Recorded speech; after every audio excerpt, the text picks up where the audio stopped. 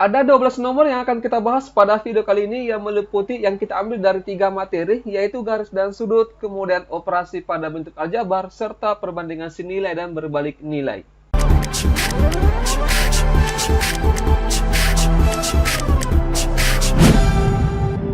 Assalamualaikum warahmatullahi wabarakatuh.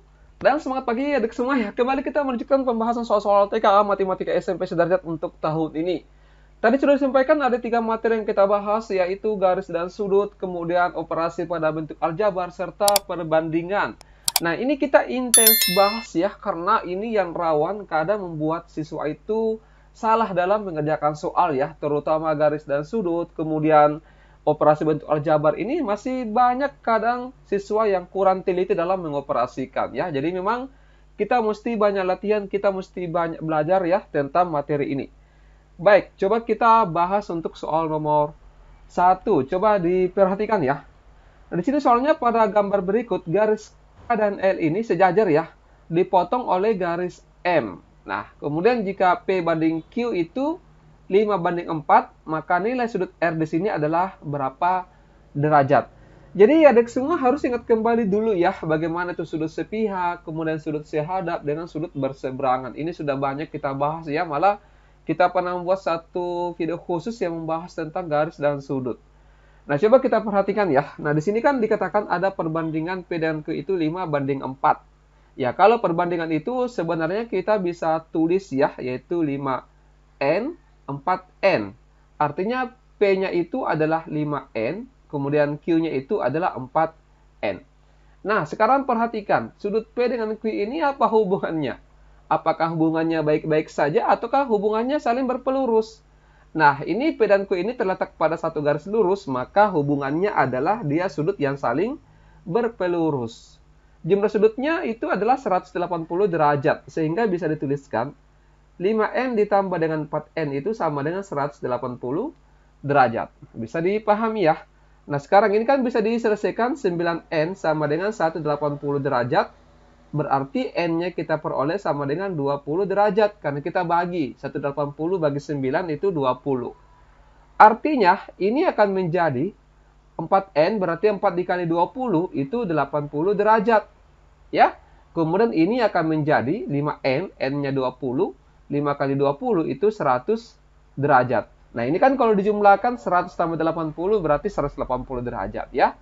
Nah, yang ditanyakan itu adalah sudut R. Bagaimana cara menentukan sudut R? Dan apa yang digunakan gitu ya. Nah, kita bisa menggunakan sudut Q-nya. Ya, sudut Q ini dengan sudut R adalah sudut yang saling berseberangan. Jadi Q dan R adalah dia sudut yang saling berseberangan. Ya, tepatnya di sini adalah dia berseberangan dalam. Ingat kalau sudut yang saling berseberangan itu sifatnya adalah sudutnya sama. Gitu ya. Berarti kan di sini Q-nya itu 80 derajat, maka R-nya juga pasti 80 derajat. Jadi jawabannya di sini adalah bravo ya. Semoga bisa paham ya untuk nomor 1. Simple sebenarnya, yang penting adik-adik semua harus ingat sifat yang ada sepihak, berseberangan, sehadap, berpelurus dengan berpenyiku. Coba kita lanjut dulu nomor 2 ya, dipahami dulu soalnya, silakan.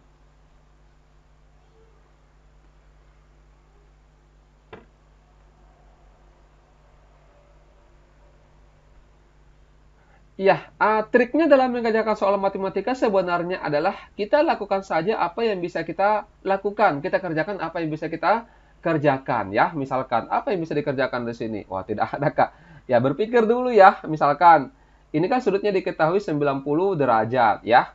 Yang paling yang bisa kita cari di sini adalah sudut yang di sini, guys. Sudut yang kosong ini.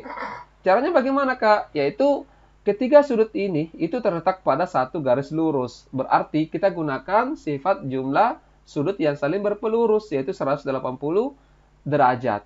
Artinya, untuk mendapatkan sudut yang di sini, yaitu 180 dikurangi dengan sudut yang diketahui ya. Dikurangi dengan 90, dikurangi lagi dengan 52. Nah, maka itulah sudutnya, yaitu sama dengan ini 180 dikurangi 90, 90. Dikurangi 52 berarti 30, 38. Seperti itu guys. Nah, kemudian sudah bisa kita hitung nilai X-nya. Ya. Nah, sudut yang di sini yang besar ini dengan sudut 38 itu adalah sudut yang saling sepihak. Nah, sudut sepihak itu ya sifatnya adalah jumlah sudut sama dengan 180 derajat. Seperti itu. Artinya 3x tambah 1 dijumlahkan dengan 38, 3x tambah 1 ditambah dengan 38 itu sama dengan 180 derajat. Ya, bisa dipahami ya. Jadi 3x sama dengan 180 derajat dikurangi. Ini kan jumlahnya 39. Pindah ruas itu jadi dikurang 39 derajat. Ya, paham ya? Coba pelan-pelan. 3x sama dengan 180 dikurangi 39 itu berapa? 141. Ya, jadi x-nya di sini 141 dibagi dengan 3 dapatnya 47. Jadi jawabannya adalah alfa. Ya, mudah ya sebenarnya kalau kita paham konsepnya. Ya, kalau sudah kita lanjut ke soal nomor 3. Silakan. Ya, ini makin ke belakang ini makin hot soalnya ya. Ya, agak banyak-banyak ini kita bahas garis dan sudut supaya adik semua bisa semakin mantap ya tentang materi ini. Pada gambar di bawah diketahui segitiga ABC yaitu AB dengan AC. Berarti segitiga sama kaki. Ingat ya, sifat segitiga sama kaki. Apa sifatnya? Yang pertama, ya kakinya sama panjang ya, pasti itu ya. Ini kaki, tidak apa-apa ditulis saja. Kaki sama panjang. Kemudian apa lagi? Ini yang paling penting. Sudut di kakinya, ya ini saya tulis saja ya supaya ini tidak baku tapi tidak apa-apa. Yang penting kalian semua paham. Sudut di kakinya sama besar. Seperti itu guys. Ini sifatnya segitiga sama kaki. Misalkan begini ya. Ini contoh segitiga sama kaki. Ini contoh saja. Misalkan ini kakinya sama panjang. Seperti itu ya. Nah, berarti sudut yang di sini itu sama besar dengan sudut yang di sini. Begitu prinsipnya. Artinya ini karena AC dengan BC itu kaki, maka sudut di sininya itu sama besar. Bisa dipahami ya? Nah, berarti karena sudut B-nya 75, maka sudut C-nya juga 75 otomatis. Bisa dipahami ya? Nah, berarti di sini, bentar, apa sih yang ditanyakan? ACD. Oh, yang ini guys yang ditanyakan ya. ACD. Ya. Berarti kita cari dulu yang di sini. Ya, bagaimana cara mencarinya? Nah, ini karena di sini 75, kita bisa cari dulu sudut yang di sini. Ya, gunakan sifat kalau jumlah sudut segitiga itu 180 derajat ya. Mirip-mirip itu dengan sifat berpelurus ya. Berarti untuk mendapatkan sudut yang di sini itu 180 derajat dikurangi dengan 75 dikurangi lagi dengan 75. Ini dapatnya berapa anak-anak? Itu dapatnya 30 ya. Karena 75 tambah 75 itu kan 150. 150 dikurangi 180 dikurangi 150 dapatnya 30 ya. Nah, berarti di sini 30, maka di sini juga pasti 30. Berarti sudutnya ACD itu yaitu 30 derajat. Jawabannya alfa ya. Paham ya untuk nomor 3? Nomor 4 silakan.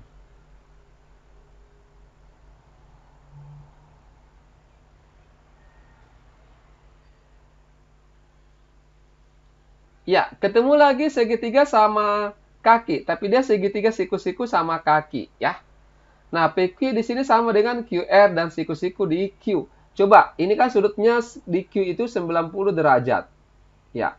Ingat jumlah sudut segitiga itu kan sama dengan 180 derajat. Ya, berarti supaya sama dengan 180 derajat ini, maka di sini harus 45, di sini harus 45. Harus sama sudut P dengan R. Kenapa? Karena kakinya ini, gitu ya. Dan jumlah sudutnya harus sama dengan 180 derajat. Seperti itu. Semoga bisa paham ya untuk sifat dari segitiga ini. Ya, paham ya? Nanti kalau misalkan masih bingung, tanyakan di bagian komentar di bawah video ini. Nah, di sini kemudian besarnya sudut QRS yang di sini, guys. Nah, berarti untuk mendapatkan sudut ini, kita gunakan sudut yang berpelurus, yang ini. Berarti 180 derajat dikurangi dengan 45 derajat. Ini dapatnya 135 derajat. Yaitu jawabannya delta. Ya, paham ya untuk nomor 4. Nomor 5, silakan.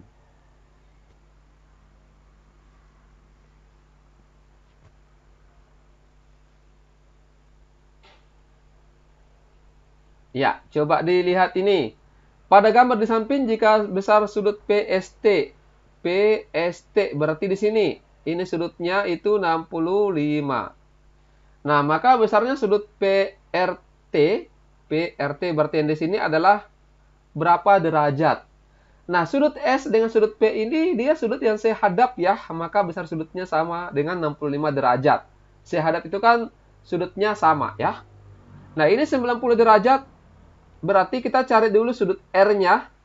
Sudut R-nya di sini sama dengan 180 dikurangi dengan jumlahnya 65. Dikurangi 65 dengan dikurangi dengan 90 lagi. Ya, bisa ya? Nah, ini 180 dikurangi 65 dikurangi 90 dapatnya 25 derajat. Seperti itu. Artinya untuk mendapatkan sudut R di sini, ya kita gunakan berpelurus. Ini dengan sudut 25 itu berpelurus. Berarti 180 dikurangi dengan 25 itu dapatnya 1 berapa Nana? 155 ya. Ya, jawabannya alfa. Ya, semoga bisa paham nomor 1 sampai nomor 5 ya. Ini 5 nomor kita bahas garis dan sudut. Setelah ini kita lanjut ke soal tentang aljabar. Nomor 6, silakan.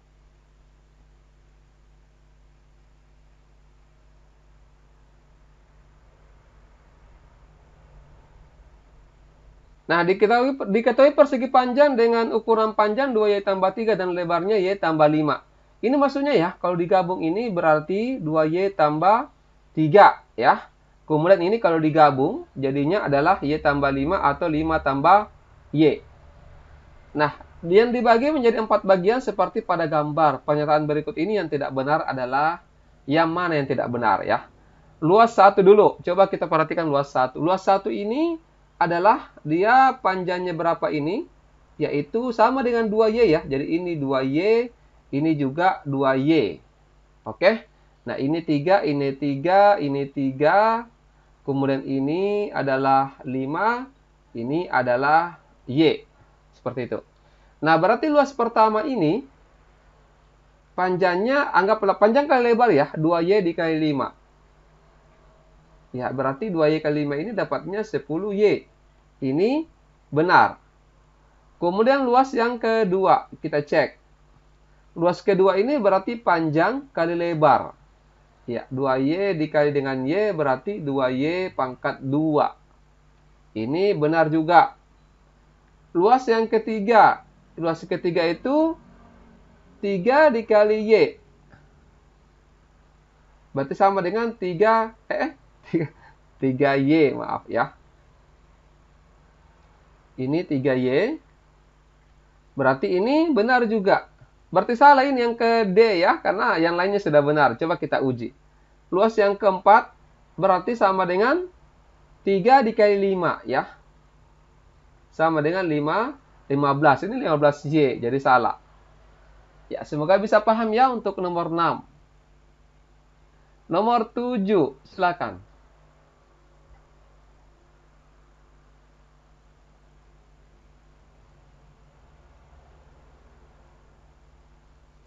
Ya, kita menggunakan rumus perkalian pelangi. Coba ya, ini pelan-pelan. Kita cari dulu satu-satu ya. Kita cari ini, kemudian cari ini, terus diperkurangkan ya. Pelan-pelan saja. Coba. Ini 3X dikali 2X berarti 6X pangkat 2. Kemudian 3X dikali min 1, min 3X. 2 dikali 2X ini adalah 4X. Dan 2 dikali min 1 itu minus 2. Nah, sekarang 6X dikali X ini 6X kuadrat. 6X dikali 1 itu 6X. Kemudian min 5 dikali X, min 5X. Dan min 5 dikali 1 itu minus 5. Nah, sekarang coba ya. Ini 6X kuadrat, min 3 tambah 4 itu 1X dikurangi 2. Ini 6X kuadrat, 6 dikurang 5, 1X dikurang 5. Nah, sekarang kita buka kurungnya. Ini 6x kuadrat ditambah dengan x dikurangi 2. Ini dikurangi 6x kuadrat min x kemudian plus 5. Ada yang bisa habis ya. Yang habis ini 6x kuadrat karena dikurang 6x kuadrat. X kurang X juga habis. Tinggal minus 2 tambah 5 itu dapatnya 3. Jawabannya delta. Ya, semoga bisa paham ya untuk nomor 7. Next nomor 8, silakan.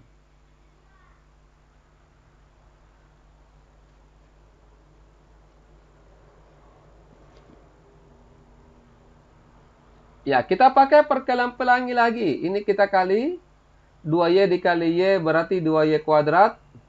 2y dikali min 3 itu minus 6y.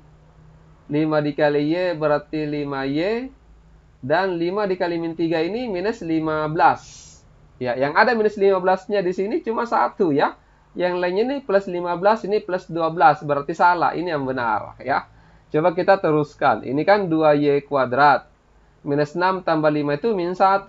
Min 1y. Seperti itu. Bisa ya untuk nomor 8. Nomor 9, silakan.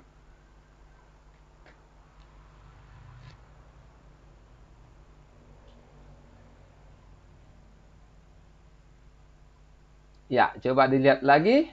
Ini 3P dikali 5 berarti 15P. Kemudian 3P dikali min 2 berarti minus 6P kuadrat. Ya. Kemudian 7 dikali 5, 35. Ini 7 dikali min 2 ini min 14P. Berarti yang bisa di sini minus 6P kuadrat dulu ya. 15P dikurangi 14P ini 1P ditambah dengan 35. Jawabannya yang mana? Alfa ya. Oke, bisa? Nomor 10, silakan.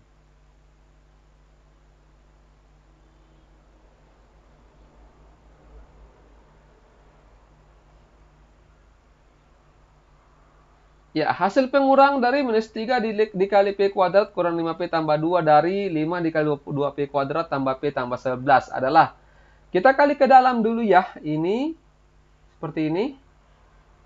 Berarti ini minus 3P kuadrat ditambah dengan 15P ya, karena minus ketemu minus plus.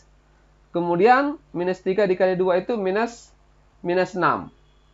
Nah, kemudian ini kita kali ke dalam juga. 5 dikali 2, 10P kuadrat. 5 dikali P berarti 5P. Dan 5 dikali 11 itu 55.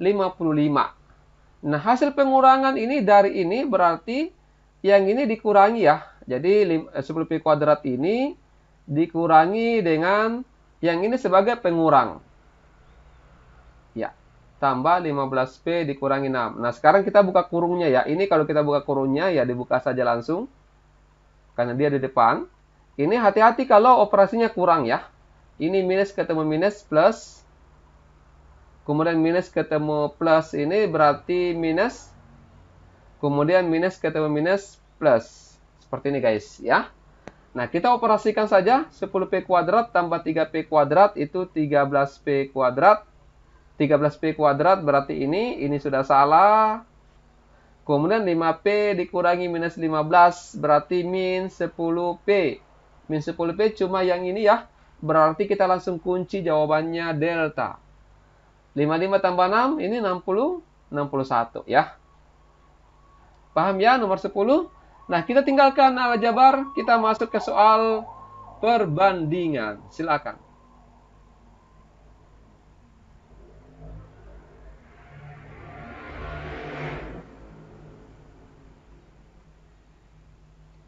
Ya, di sini soalnya uang Retno cukup untuk membeli 4,5 kg telur dengan harga Rp9.000 per kilogram.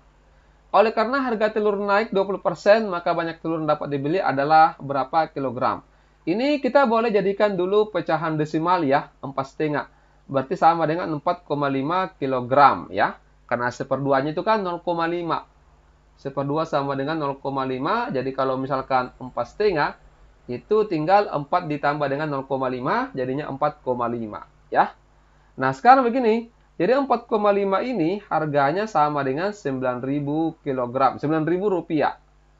Nah, di sini dikatakan harga telurnya itu naik 20%. Coba kita cari dulu ya, berapa kenaikannya. 20% dikali dengan 9.000 sama dengan nolnya dicoret 2, berarti 2 dikali 9, 18, 00 ya, berarti 1.800. Ini kita tambah 1.800, dapatnya itu 10.800.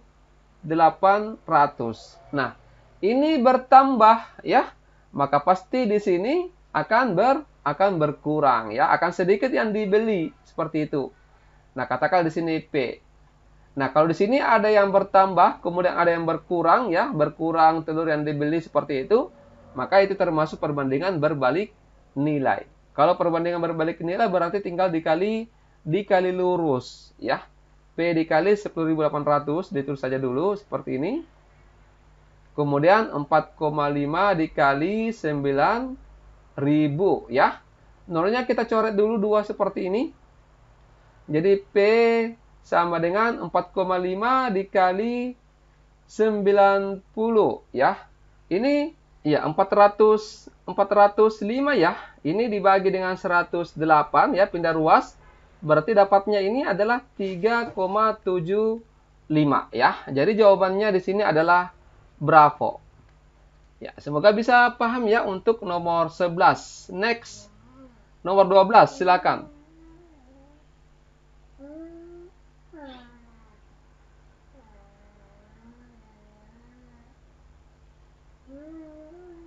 Nah, di sini dalam setiap 100 gram keju itu terkandung lemak 325 kalori. Untuk mendapatkan 520 kalori lemak, maka banyak keju yang diperlukan adalah berapa gram?